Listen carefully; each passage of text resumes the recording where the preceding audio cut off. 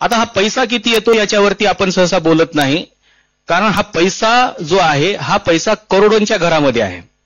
तुम्ही जर तिथल्या फक्त फोटो काढण्याची परमिशन किंवा कॅमेरा वापरण्याची जी परमिशन आहे तिथं, याचं जर मागच्या वर्षीचं अमाऊंट बघितलं तर हे 3.5 कोटी रुपये आहे.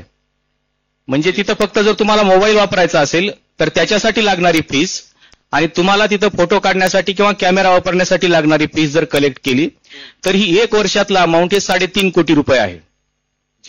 पण हा पैसा नेमका कुठे जातो हा खरा प्रश्न आहे. आणि वार्षिक जे डोनेशन तिथं होतं हे डोनेशन जवळपास 400 कोटींच्या घरामध्ये आहे.